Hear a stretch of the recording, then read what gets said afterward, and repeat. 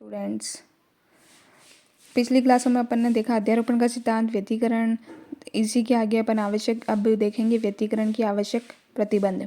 तो व्यतिकरण किसे बोलते हैं? व्यतिकरण होता है जब तरंगे एक ही माध्यम तथा एक ही दिशा में जिनका आयाम और तीव्रता लगभग समान हो संचरित होती है, तो वह अध्यारोपित होती है। और अध्यारोपित होकर उनकी परिणामी जो तरंग प्राप्त होती है उनका आयाम अधिकतम तथा न्यूनतम होता है, उसे व्यतिकरण की एक परिघटना होती है। व्यतिकरण एक प्रकाश की एक परिघटना है। आइए इसकी आवश्यक प्रतिबंध क्या क्या होता है वो देखते हैं। तरंगों के तीव्रता का मान समान होना चाहिए। ओमेगा 1 = ओमेगा 2 होता है। दोनों तरंगों का तीव्रता समान होनी चाहिए। तरंगे एक ही दिशा में संचरित होनी चाहिए, ये इसकी आवश्यक प्रतिबंध होता है, तभी व्यतिकरण होगा। समान माध्यम में संचरित होनी चाहिए तरंगे, तो इनका v1 = v1 होना चाहिए। तरंग का आयाम लगभग समान या लगभग समान होना चाहिए।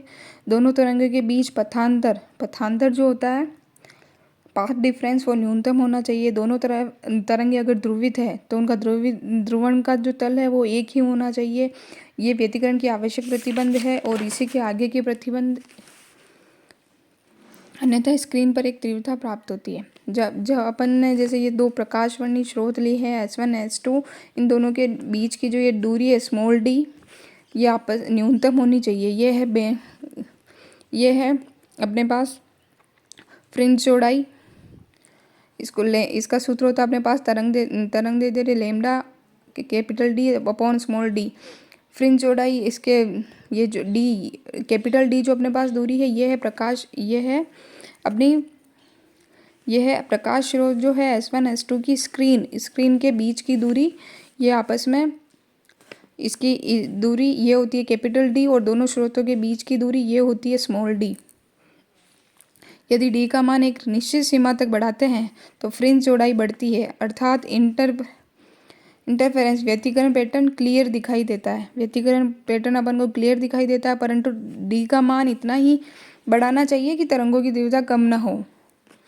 यंग-दीसलिट प्रयोग, ये भी इस पे ये एक वर्णी प्रकाश स्रोत लेते हैं इस पे S1, ये प्रकाश को फैलाता है। इसकी न्यूनतम दूरी d होती है। S1 तथा S2 का आकार न्यूनतम होना चाहिए ताकि स्क्रीन पर फ्रिंज पैटर्न प्राप्त हो सके।